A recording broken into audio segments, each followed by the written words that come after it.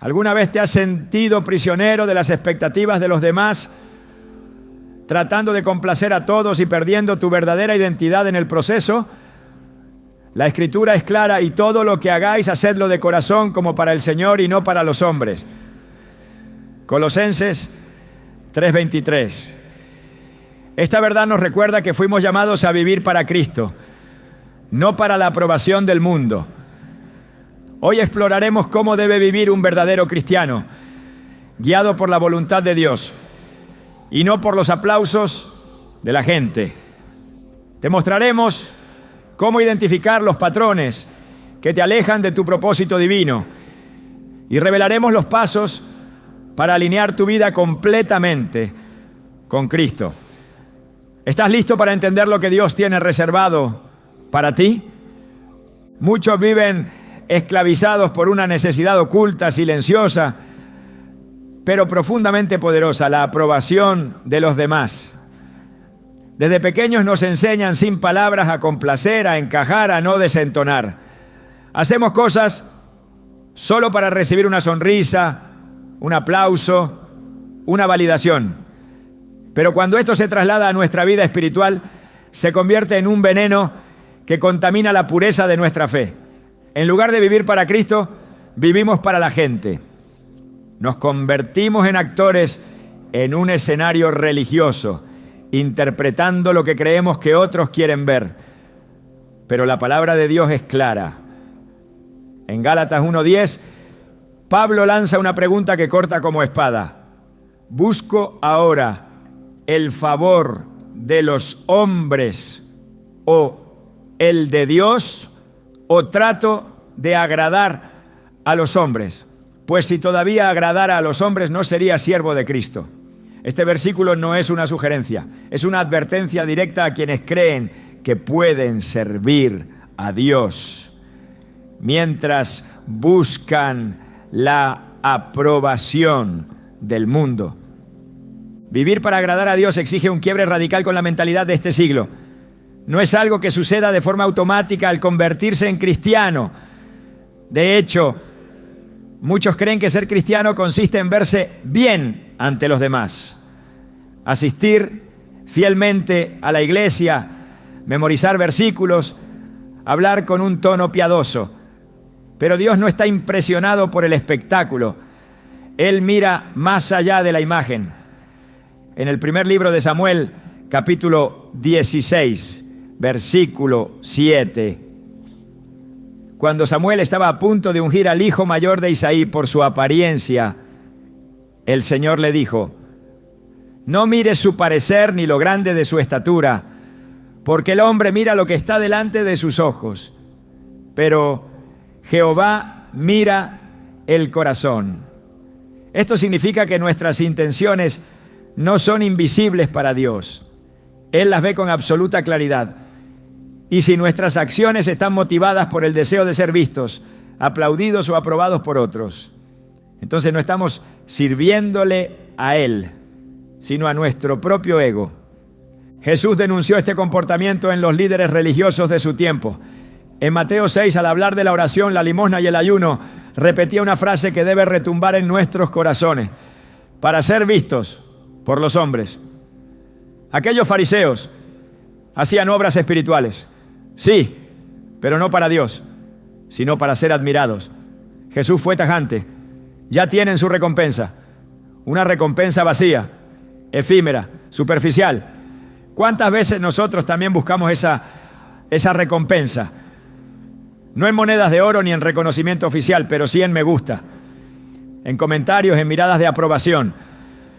Vivimos en un mundo obsesionado con la imagen, y esa obsesión se ha infiltrado en el cristianismo moderno.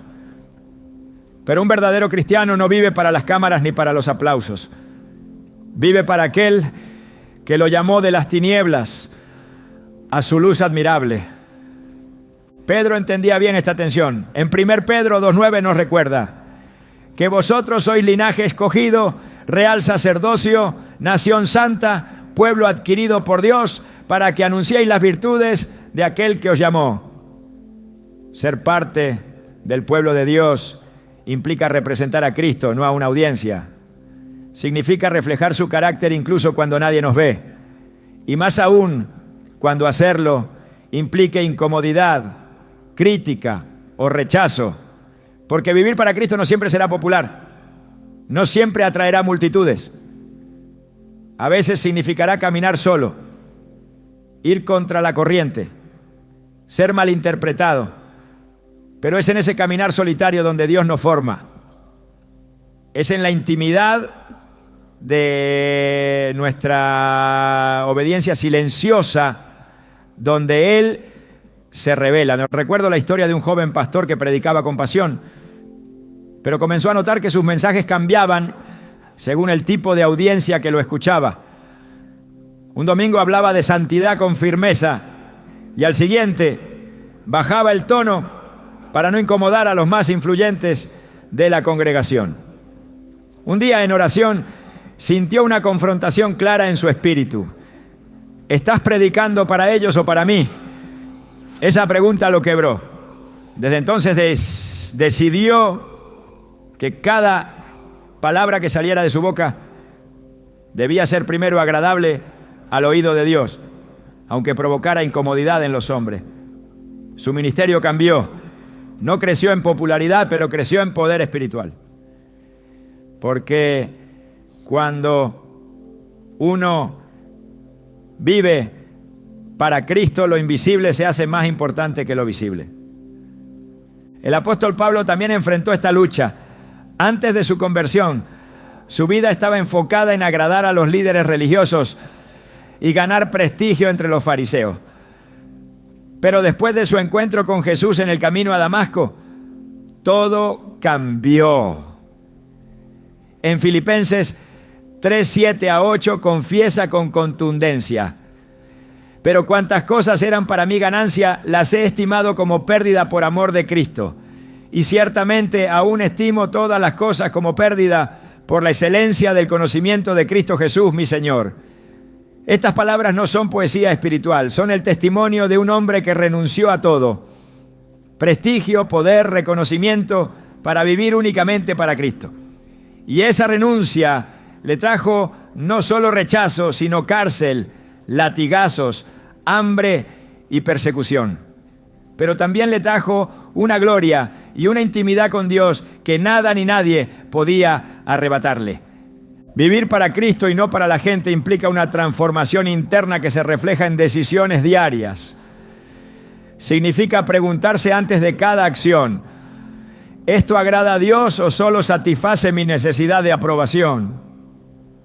Es una batalla constante entre la carne y el espíritu.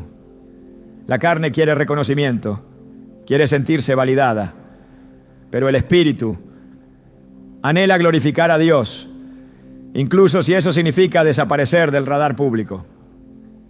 En Romanos 12:2, Pablo nos exhorta: no os conforméis a este siglo, sino transformaos por medio de la renovación de vuestro entendimiento, para que comprobéis cuál sea la buena voluntad de Dios, agradable y perfecta.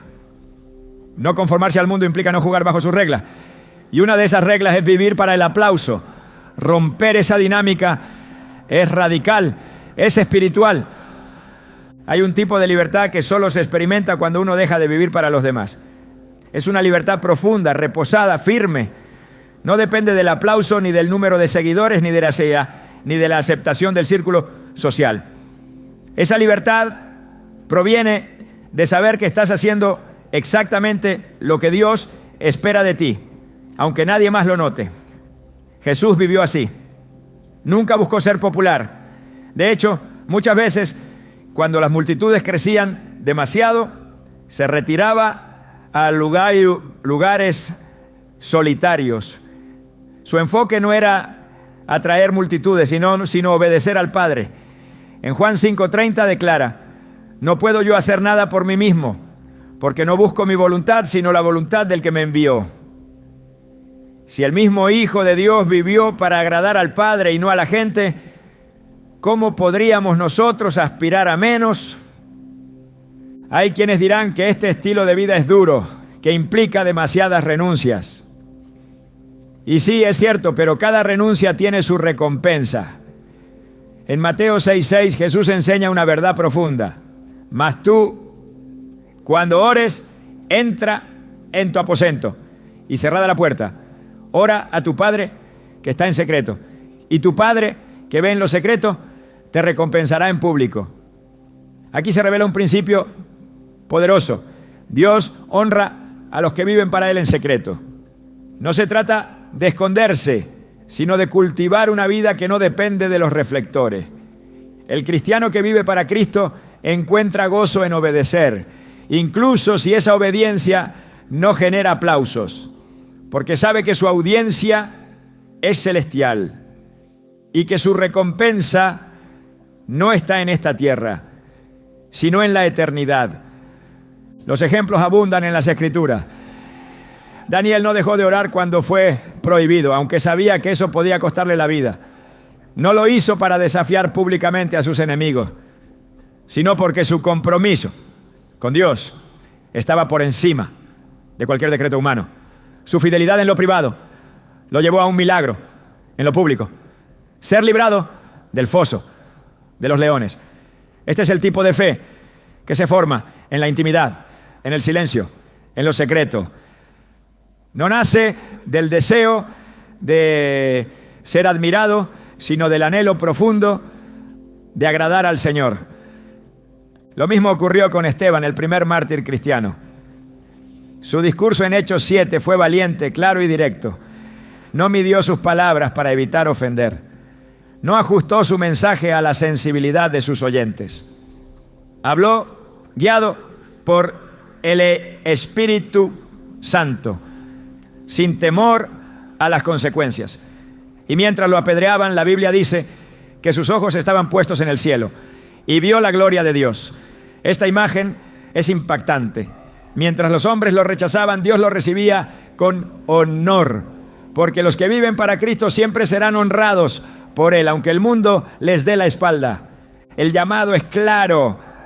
No se trata de vivir una vida visible, sino una vida verdadera. No se trata de agradar a todos, sino de ser fiel a uno, porque al final de nuestros días no seremos juzgados por cuántos nos aplaudieron, sino por si cumplimos el propósito que Dios nos entregó. Jesús lo dijo en Mateo 25:21. Bien, buen siervo y fiel, sobre poco has sido fiel, sobre mucho te pondré. Entra en el gozo de tu Señor. Esa es la única aprobación que vale la pena buscar. Y para alcanzarla, debemos aprender a vivir cada día con una sola meta: agradar a Cristo. La raíz de muchas inseguridades, de muchas decisiones erradas y de muchos silencios espirituales está en una pregunta que rara vez se formula con palabras, pero que resuena en lo profundo del alma. ¿Quién soy yo realmente? Cuando un cristiano no tiene claridad sobre su identidad en Cristo, es fácil que la opinión de los demás se convierta en su espejo. Lo que dicen, lo que aprueban o desaprueban, comienza a definir lo que cree que vale. Pero la palabra de Dios desmantela por completo esta visión. En 2 Corintios 5:17 se nos declara: de modo que si alguno está en Cristo, nueva criatura es. Las cosas viejas pasaron, he aquí todas son hechas nuevas. Esta no es una declaración simbólica, sino una transformación espiritual total. En Cristo dejamos de ser lo que el mundo dice que somos y comenzamos a vivir como lo que Dios dice que somos. El problema surge cuando la mente aún no ha sido renovada, cuando aunque ya hemos sido hechos nuevos en el Espíritu, seguimos pensando como lo hacíamos antes de conocer a Dios. Esa mente no renovada sigue alimentándose de la aprobación ajena, sigue buscando validación en lugares que solo ofrecen distorsión. Pero la Escritura nos advierte claramente en Romanos 12:2: no os conforméis a este siglo, sino transformaos por medio de la renovación de vuestro entendimiento. Esta renovación implica romper con los patrones del mundo, entre ellos el patrón de definir el valor personal según la mirada de los demás. El cristiano que no comprende su identidad en Cristo se vuelve vulnerable a cualquier presión externa. Cambia de dirección fácilmente, se adapta según el entorno, pierde convicción y se vuelve fluctuante. Pero Dios no nos ha llamado a vivir así. Desde los primeros capítulos del Génesis, la identidad fue establecida por el Creador, no por la creación. En Génesis 1:27 leemos: y creó Dios al hombre a su imagen, a imagen de Dios lo creó, varón y hembra los creó. Esta declaración establece un fundamento firme. El ser humano fue creado con valor intrínseco, reflejando la imagen de Dios. Ese valor no depende de las opiniones externas ni de las circunstancias. Sin embargo, desde la caída, la humanidad ha luchado con el deseo de definirse a sí misma, de moldear su identidad conforme a los parámetros del mundo. El verdadero cristiano debe recuperar esa imagen original y vivir conforme a ella, no conforme a la distorsión que la sociedad impone. Jesús, siendo el Hijo de Dios, también fue confrontado por voces que querían definirlo según sus propios criterios. En el desierto, Satanás le dijo: si eres Hijo de Dios, Mateo 4:3. Esta frase revela un intento claro de sembrar duda sobre su identidad. Pero Jesús no cayó en el juego de tener que demostrar quién era según los estándares del enemigo. Respondió con la palabra. Esta reacción no fue casual. Nos muestra que la verdadera identidad no necesita ser probada ante los hombres ni defendida frente al enemigo. Ya ha sido establecida por el Padre. El creyente que camina en esta certeza no vive dependiendo de los juicios humanos, porque su seguridad está firmemente anclada en lo que Dios ha dicho, ¿no? La Biblia está llena de afirmaciones sobre quiénes somos en Cristo. En Efesios 1:4-5 se nos dice: nos escogió en Él antes de la fundación del mundo, nos predestinó para ser adoptados hijos suyos por medio de Jesucristo. Esta adopción no es figurativa, es real.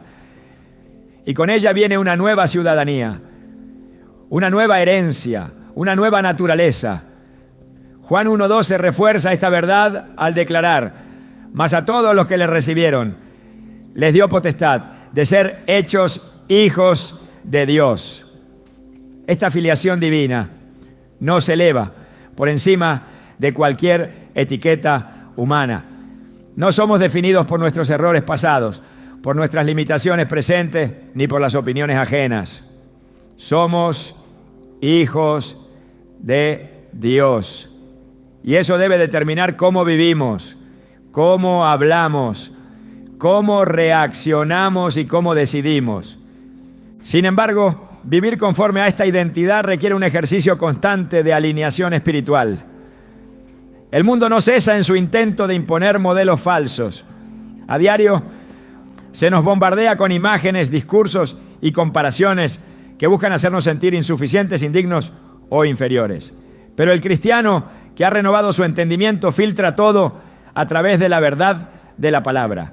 En Colosenses 3:2-3, Pablo instruye: poned la mira en las cosas de arriba, no en las de la tierra, porque habéis muerto y vuestra vida está escondida con Cristo en Dios. Esta expresión, vida escondida, revela que nuestra verdadera esencia no está expuesta al juicio humano. Está resguardada en lo alto, protegida en la intimidad divina. Solo allí puede encontrarse la verdadera afirmación. En el Antiguo Testamento encontramos ejemplos de cómo Dios transformaba nombres, estableciendo así nuevas identidades. Abraham fue llamado Abraham porque sería padre de multitudes, Génesis 17:5. Sarai se convirtió en Sara, reflejando la promesa de fecundidad y bendición. Jacob, cuyo nombre significaba usurpador, fue renombrado Israel, el que lucha con Dios, marcando un cambio de destino. Estos cambios no eran meros ajustes lingüísticos, eran redefiniciones profundas que señalaban una nueva etapa, una nueva misión, una nueva visión de sí mismos bajo la mirada divina. Lo mismo ocurre con nosotros al nacer de nuevo.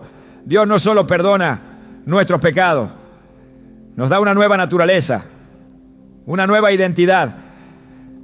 Vivir conforme a esa identidad implica renunciar a toda etiqueta que el mundo haya puesto sobre nosotros.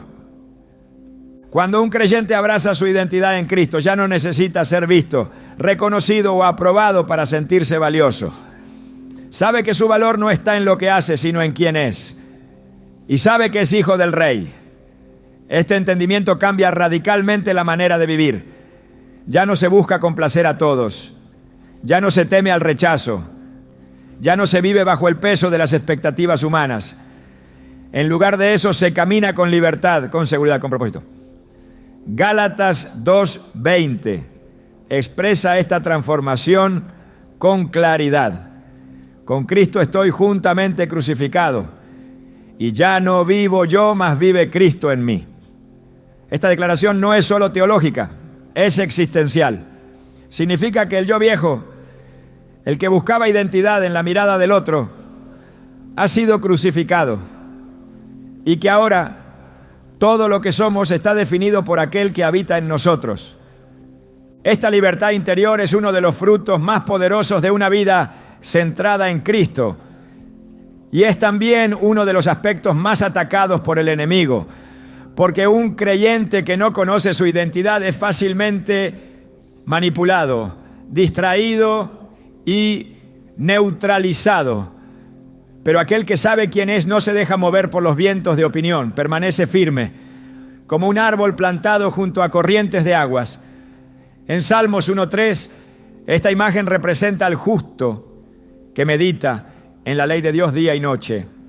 Su estabilidad no proviene de los elogios, sino de su arraigo en la verdad. Así debe ser la vida del cristiano, firme en la palabra, indiferente a los vaivenes de la opinión popular. El apóstol Pedro también enfatiza esta identidad en su carta cuando dice: vosotros sois real sacerdocio, nación santa, pueblo adquirido por Dios. 1 Pedro 2:9. Esta afirmación no es retórica, es una declaración espiritual que debe ser interiorizada. Somos real sacerdocio porque hemos sido llamados a ministrar delante de Dios. Somos nación santa porque hemos sido separados del mundo para vivir conforme a la santidad de aquel que nos llamó.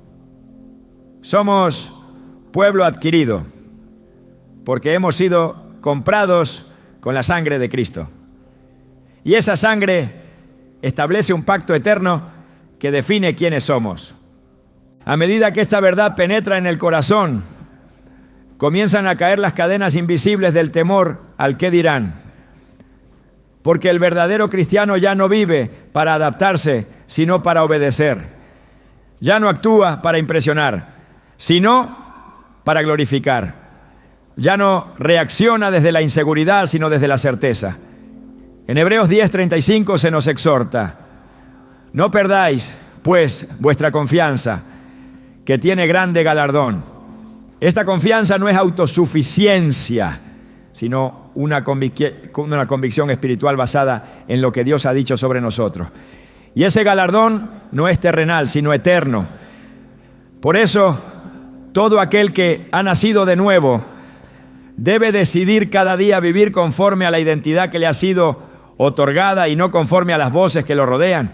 Seguir a Cristo no es una invitación a la comodidad, ni a la aceptación social, ni a la paz superficial que el mundo ofrece.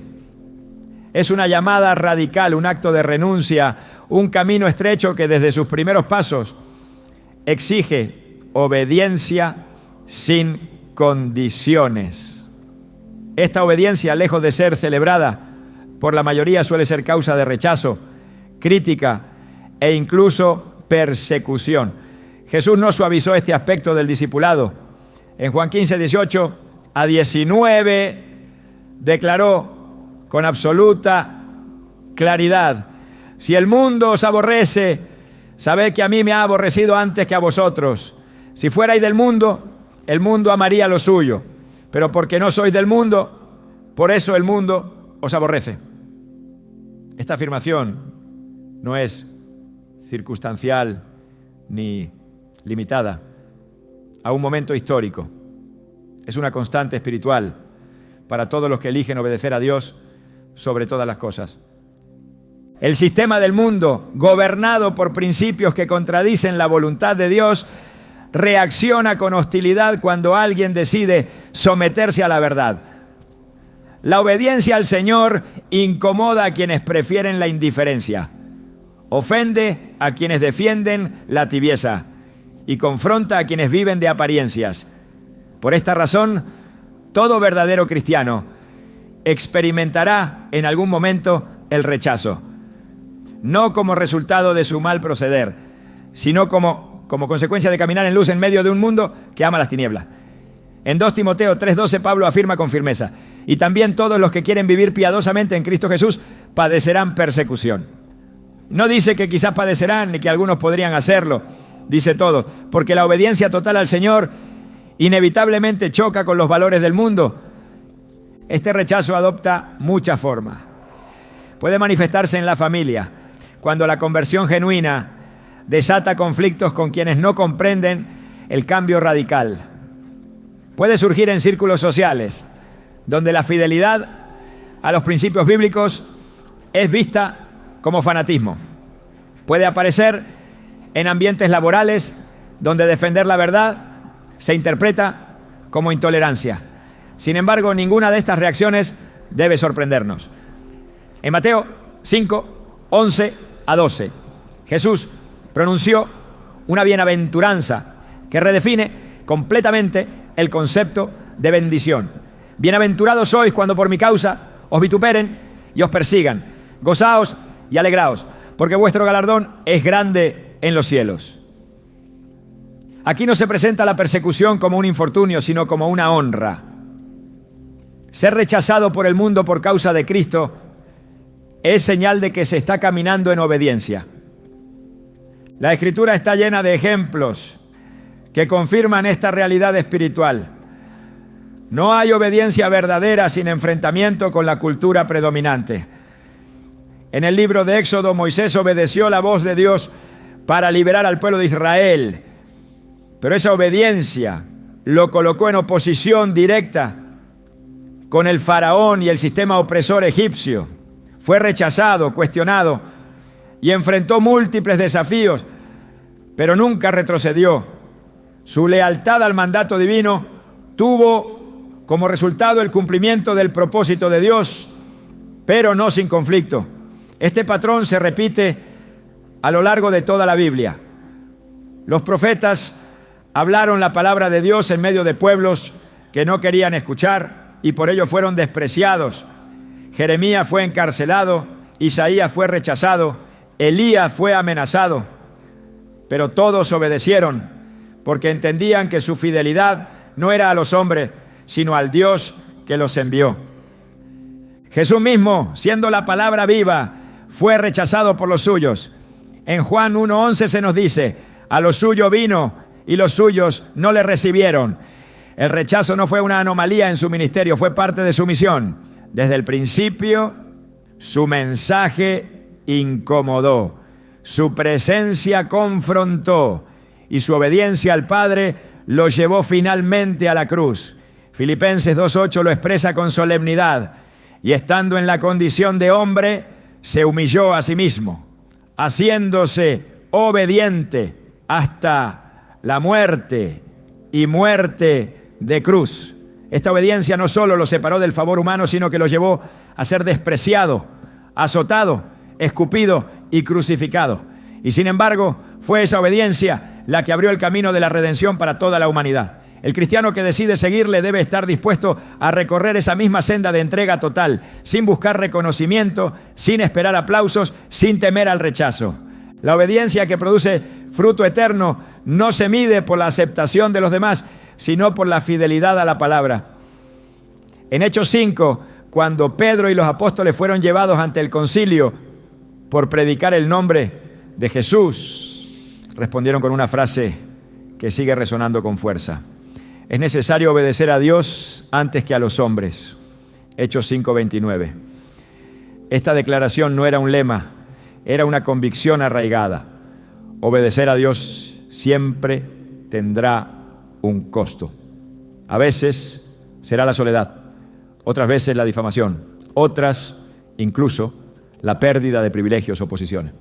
Pero el costo de no obedecer es infinitamente mayor: perder la comunión con Dios, apagar la voz del Espíritu, diluir el mensaje eterno por miedo al qué dirán son pérdidas irreparables en la vida espiritual. La presión del mundo no es solo externa, también opera como una voz interna que susurra constantemente la necesidad de agradar, de encajar, de no ser diferente. Pero la obediencia a Cristo exige un corazón resuelto, una mente renovada y una voluntad sometida. En Lucas 9:23, Jesús plantea las condiciones para seguirle. Si alguno quiere venir en pos de mí, niéguese a sí mismo, tome su cruz cada día y sígame. Negarse a sí mismo implica también renunciar a la necesidad de aceptación pública. Tomar la cruz es asumir con gozo el costo del rechazo, y seguirle es mantener la mirada en Él, no en la opinión cambiante de los hombres. El creyente que abraza esta verdad vive con una paz que no depende de la aceptación externa. Sabe que su obediencia no será comprendida por todos, pero que es valorada por Dios, y esa certeza es suficiente. En Juan 12:43, Jesús condena a aquellos que amaban más la gloria de los hombres que la gloria de Dios. Esta es una advertencia seria. Buscar el favor humano por encima del favor divino es una traición espiritual. La gloria de Dios no se comparte con el aplauso de los hombres. Quien vive para agradar a Cristo no puede vivir condicionado por la aceptación del entorno. En la carta a los Hebreos, el autor dedica un capítulo entero a aquellos que obedecieron a Dios a pesar del rechazo y la persecución. Hebreos 11 enumera una lista de héroes de la fe que por la fe conquistaron reinos, pero también otros experimentaron vituperios y azotes, y a más de esto, prisiones y cárceles de los cuales el mundo no era digno. Esta expresión revela el verdadero valor de la obediencia. El mundo puede no comprenderla, puede despreciarla, puede castigarla, pero Dios la honra. Vivir con esta perspectiva eterna es lo que permite soportar el rechazo con firmeza, sabiendo que el galardón viene del cielo, no de la tierra. La voz de Dios siempre guiará a la obediencia, y la obediencia genuina siempre pondrá al creyente en tensión con el sistema de este mundo. No hay atajos, no hay neutralidad, no hay manera de agradar a ambos. Jesús fue enfático. Nadie puede servir a dos señores. Mateo 6:24. Servir a Dios es caminar en verdad aunque la verdad sea impopular. Es amar con rectitud aunque eso implique perder relaciones. Es hablar con integridad aunque eso traiga oposición. La obediencia no se negocia. Se vive, se defiende, se mantiene hasta el final. Cristo prometió que estaría con nosotros hasta el fin del mundo, Mateo 28:20. Pero no prometió que todos nos recibirían con agrado. Prometió su presencia, su paz, su recompensa, pero también su cruz. Seguirlo implica cargar esa cruz cada día, incluso cuando duela más por causa del rechazo. Porque en ese rechazo está la prueba de que no pertenecemos a este mundo, sino al reino que no se ve, pero que permanece para siempre. Nada desenmascara más la condición espiritual de una persona que su manera de servir. Porque el servicio no es un acto ocasional, no es un evento que se programa o una etiqueta que se asume. Es una expresión constante de entrega, una manifestación viva del amor de Cristo operando en lo secreto, más allá de los reflectores, más allá de las plataformas. Servir a Cristo no se trata de impresionar, sino de obedecer. No se trata de decir, sino de hacer. Jesús lo dejó claro cuando dijo: no todo el que me dice, Señor, Señor, entrará en el reino de los cielos, sino el que hace la voluntad de mi Padre que está en los cielos. Mateo 7:21. Esta declaración no deja lugar a ambigüedades. No basta con las palabras, ni con las intenciones, ni con las apariencias externas. Lo que cuenta es lo que se hace con obediencia. El problema surge cuando el servicio se transforma en espectáculo. Cuando el acto de servir pierde su propósito espiritual y se convierte en un recurso para el reconocimiento humano. Cuando el esfuerzo por parecer piadosos reemplaza la verdadera piedad. En Mateo 23 Jesús denunció con firmeza a los fariseos por esta misma razón. Les dijo: hacen todas sus obras para ser vistos por los hombres. Mateo 23:5. Aquí no se cuestiona la cantidad de obras, sino el corazón detrás de ellas. El problema no era la falta de actividad religiosa, sino el motivo corrupto que la inspiraba. Servir solo para ser visto es convertir el servicio en una forma de idolatría personal, donde el verdadero objeto de adoración no es Dios, sino uno mismo. Este tipo de servicio aparente es estéril. Puede producir admiración temporal, pero no transforma vidas, no glorifica a Dios, no deja fruto eterno.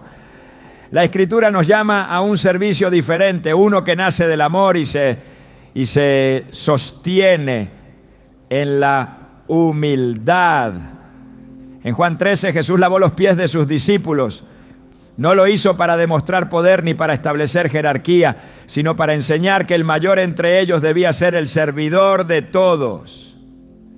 En ese acto silencioso y profundamente contracultural se reveló la esencia del verdadero liderazgo espiritual: servir sin esperar nada a cambio, entregar sin condiciones, actuar sin buscar aplausos. Es ahí donde muchos fracasan, porque el corazón humano, si no está completamente rendido, siempre buscará validación externa, siempre querrá que otros vean, que otros reconozcan, que otros aplaudan. Pero el siervo de Cristo debe aprender a vivir y a servir bajo una sola mirada, la del Padre. En Colosenses 3:23-24 se nos exhorta: y todo lo que hagáis, hacedlo de corazón, como para el Señor y no para los hombres, sabiendo que del Señor recibiréis la recompensa. Este principio lo cambia todo. Ya no se sirve por obligación, ni por tradición, ni por expectativa. Se sirve porque es un privilegio, porque es un reflejo del carácter de Cristo en nosotros.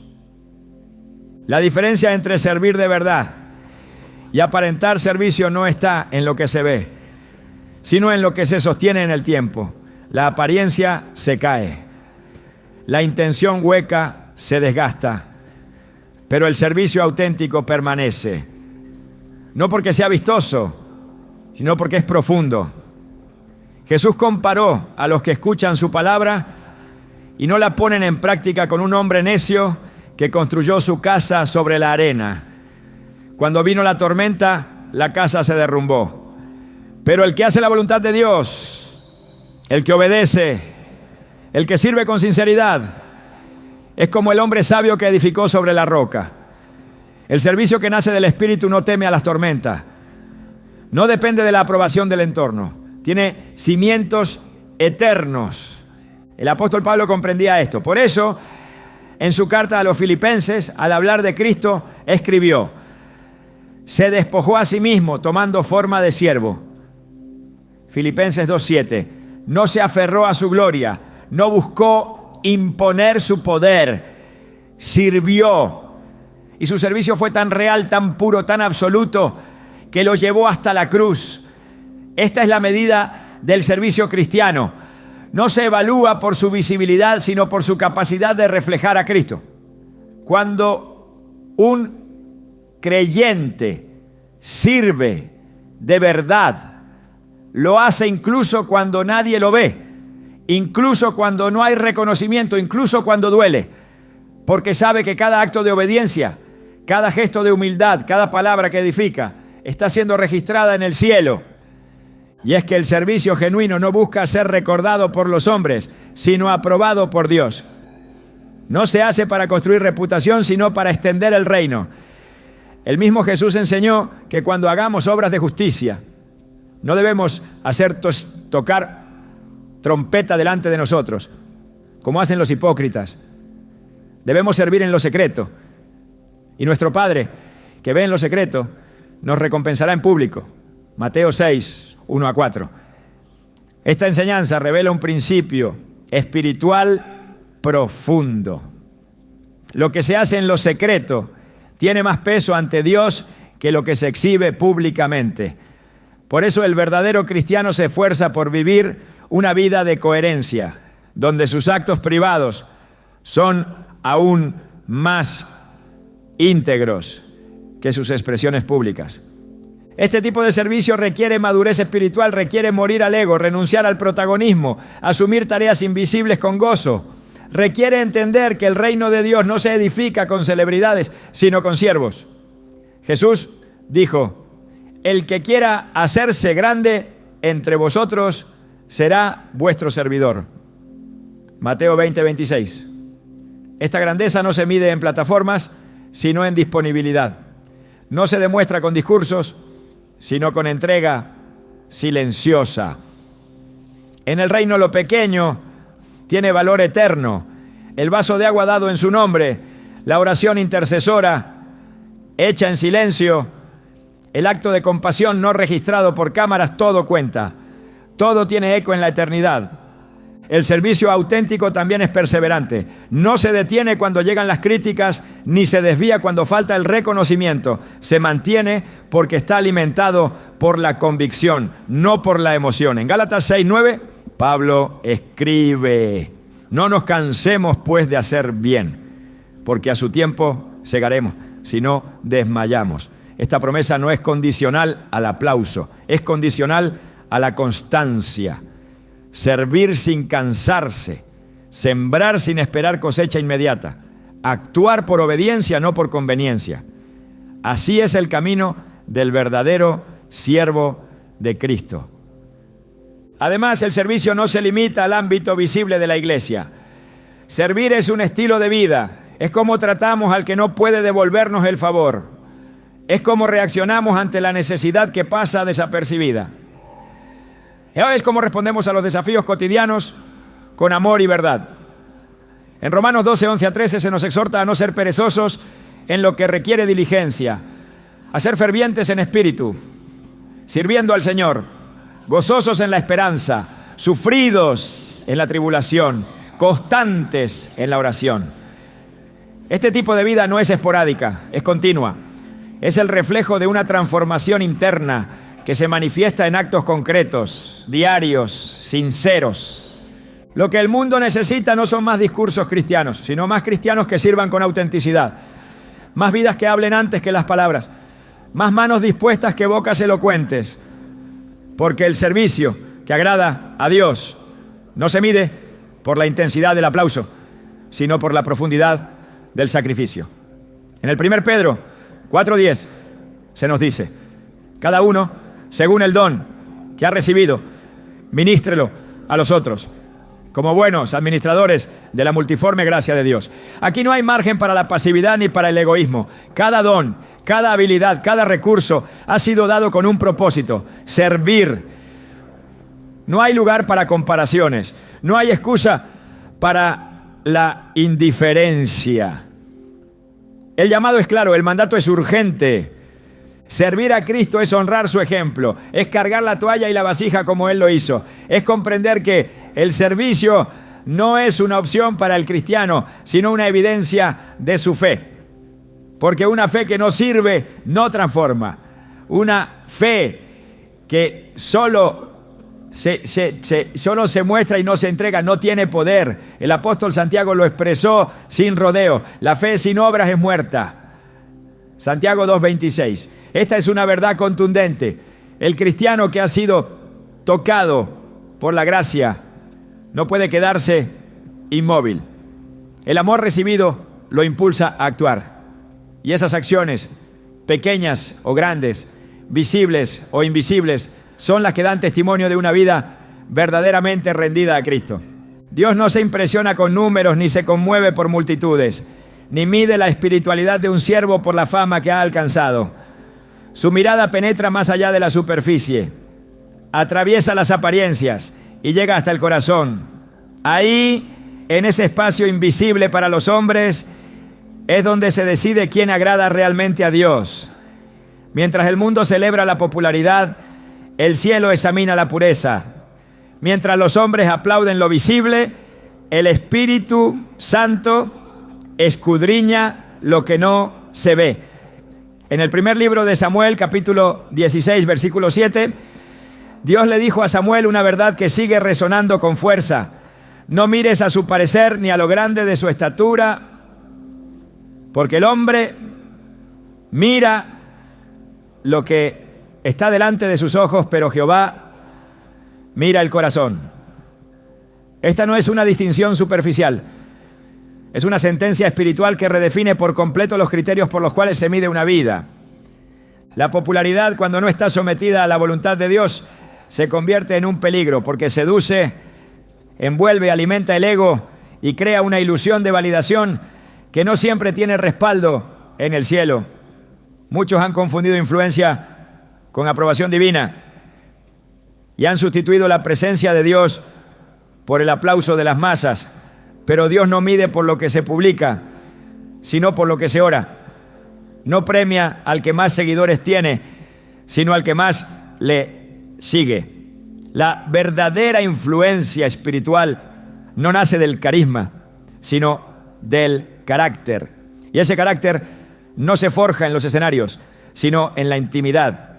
En Proverbios 4:23 se nos exhorta: sobre toda cosa guardada, guarda tu corazón, porque de él mana la vida. El corazón es el centro de todo. De allí brota lo que somos. Por eso es ahí donde Dios enfoca su atención. El Señor Jesús denunció con severidad a quienes buscaban el reconocimiento más que la obediencia. En Juan 12:43 se registra una observación profundamente reveladora, porque amaban más la gloria de los hombres que la gloria de Dios. Este es el verdadero problema. No es el hecho de ser conocidos, sino el deseo de serlo más que el deseo de agradar a Dios. Cuando el corazón se inclina hacia la aprobación de los hombres, se desvía del propósito eterno. La popularidad se vuelve un ídolo que exige sacrificios constantes. Se sacrifica la verdad para mantener la imagen. Se sacrifica la convicción para sostener la plataforma. Se sacrifica la intimidad con Dios por mantener una reputación. Pero ninguna imagen pública puede compensar la ausencia de un corazón íntegro. La Escritura muestra que Dios siempre eligió a personas no por su renombre, sino por la disposición de su corazón. David fue el menor de sus hermanos, el menos considerado por su padre, pero fue llamado varón conforme al corazón de Dios. 1 Samuel 13:14. No tenía apariencia de rey, no contaba con prestigio, no era popular, pero su corazón estaba alineado con la voluntad divina. Ese es el tipo de persona que Dios usa. No la más famosa, sino la más fiel. No la que tiene más seguidores, sino la que más se rinde. No la que atrae multitudes, sino la que sabe postrarse en secreto. Esa es la medida divina. En la parábola del fariseo y el publicano, Jesús expuso la diferencia entre la religión de la apariencia y la fe del quebrantamiento. El fariseo oraba de pie, seguro de sí mismo, confiado en su justicia. El publicano, en cambio, no se atrevía ni a alzar los ojos al cielo y solo decía: Dios, sé propicio a mí, pecador. Lucas 18:13. Jesús concluyó diciendo que fue este último quien descendió a su casa justificado, porque Dios no se impresiona con discursos religiosos. Él escucha los suspiros del corazón quebrantado. Él no valida las oraciones ensayadas, sino los clamores nacidos del dolor y la reverencia. Aquí se revela una verdad profunda, que es el favor de Dios no está ligado al nivel de exposición, sino al nivel de rendición. La popularidad en muchos casos es efímera. Hoy se tiene, mañana se pierde.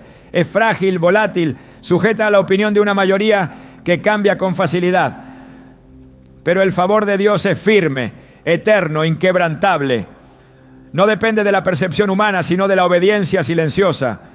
En Mateo 6, Jesús enseñó a orar, a ayunar y a dar en secreto, con una promesa repetida: y tu Padre, que ve en lo secreto te recompensará en público. Esto no es una técnica de recompensa, es una revelación del corazón de Dios. Él valora lo que se hace en lo oculto, lo que nace del amor y no de la vanagloria, porque lo que se hace para los hombres muere con los hombres, pero lo que se hace para Dios permanece. No se puede vivir para Cristo y al mismo tiempo depender de la popularidad. Son caminos que se bifurcan. El que sigue al Maestro debe aprender a caminar fuera del aplauso. Jesús fue aclamado cuando multiplicó los panes, pero fue crucificado cuando dijo la verdad. Las multitudes son inconstantes. Hoy levantan palmas, mañana gritan crucifícalo. Por eso el creyente debe ser inmune a la necesidad. We were in love that never meant to stay. Some things are real, even when they fade.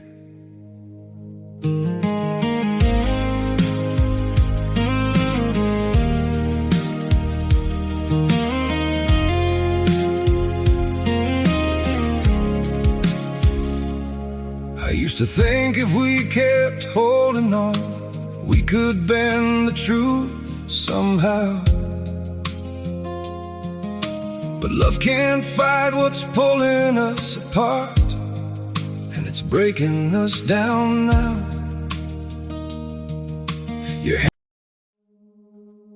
We were in love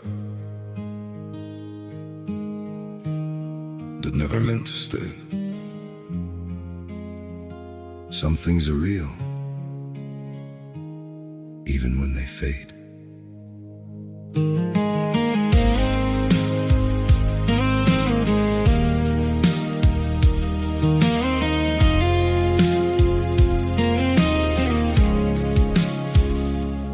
I used to think if we kept holding on, we could bend the truth somehow. But love can't fight what's pulling us apart, and it's breaking us down now.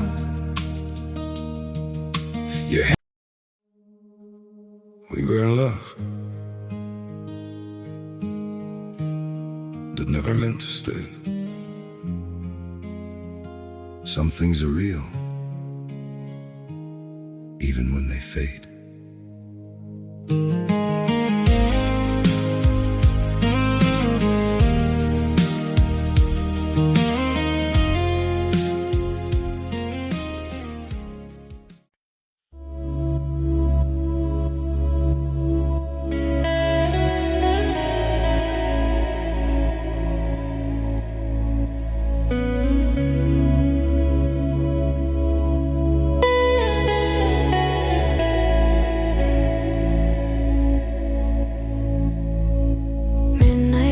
Silver line across your face. We walked to quiet rooftops, slow and out of pace. Your whisper hovered like a comet held in flight, a fragile truth glowing softly in the night.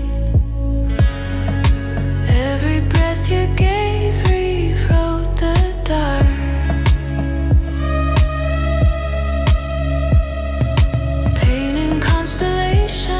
With shadows used to spark. In this moon trace reverie, you anchor every dream, a steady light that calms my restless dream. Through neon nights and shifting tides of time, I find your heartbeat echoing with mine.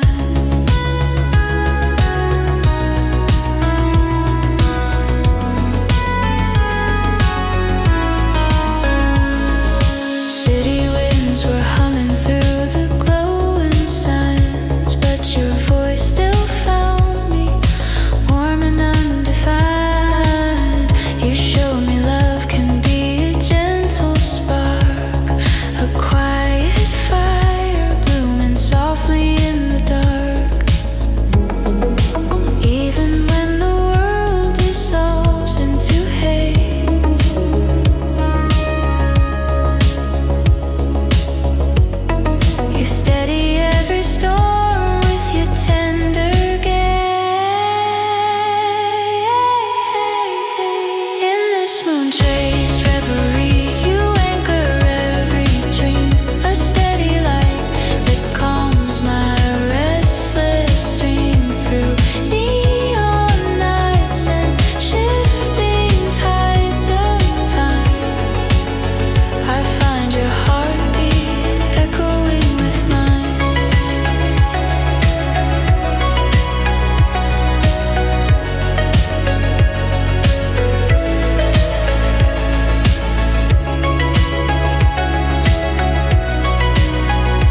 necesidad de aprobación.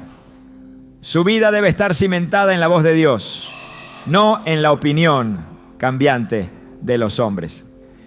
En Isaías 2:22 se nos exhorta: dejaos del hombre, cuyo aliento está en su nariz, porque ¿de qué es el estimado? Esta es una invitación a soltar la dependencia emocional de la popularidad humana y volver al fundamento firme de la verdad divina. La historia bíblica confirma una y otra vez que el respaldo de Dios no siempre coincide con la aceptación popular. Los profetas no fueron figuras queridas. Jeremías fue perseguido, Isaías fue rechazado, Elías fue amenazado. Pero todos ellos tenían algo que el pueblo no podía ver: el respaldo del cielo.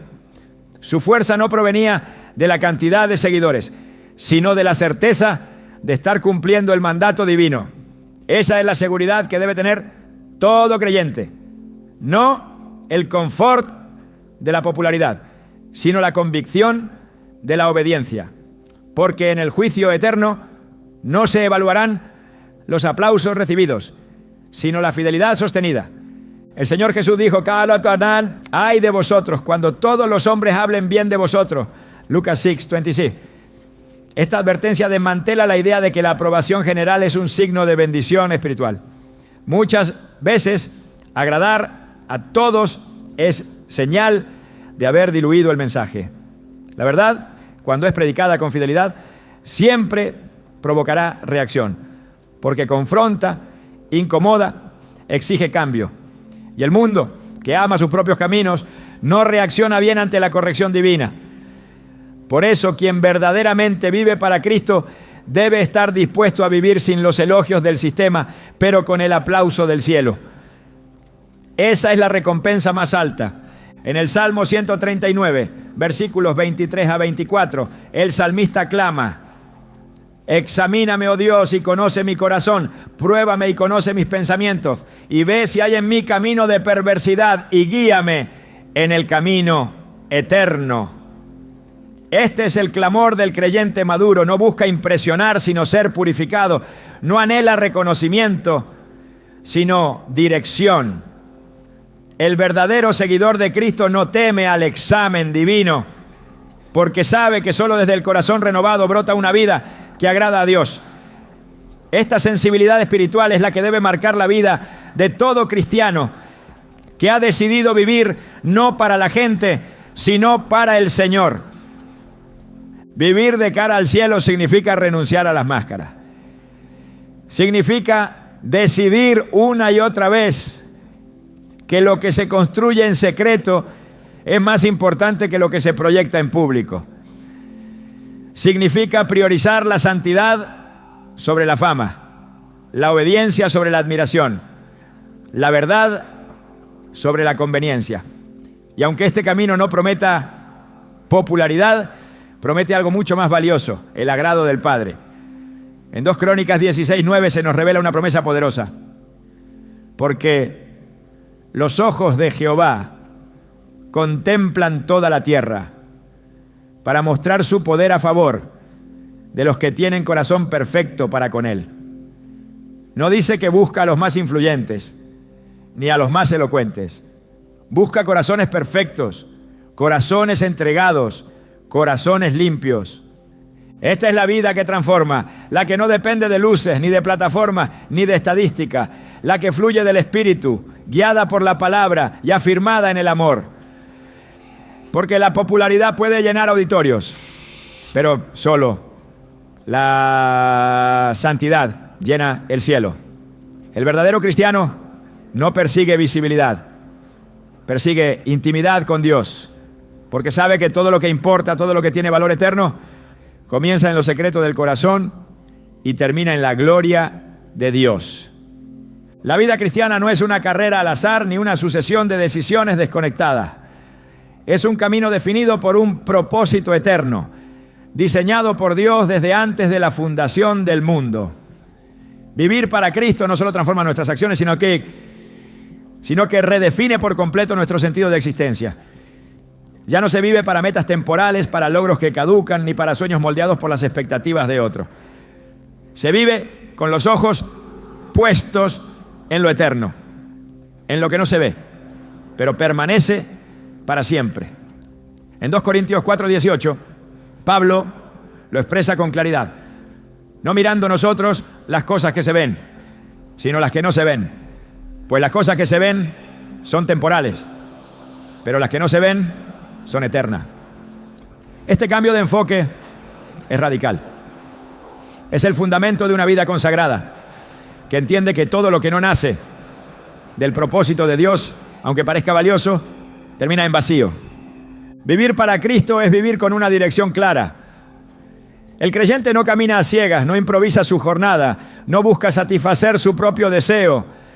Es guiado, dirigido, instruido por aquel que lo llamó con propósito. En Efesios 2:10 se revela la naturaleza de ese llamado. Porque somos hechura suya, creados en Cristo Jesús para buenas obras, las cuales Dios preparó de antemano para que anduviésemos en ellas. Nada en la vida del cristiano es accidental.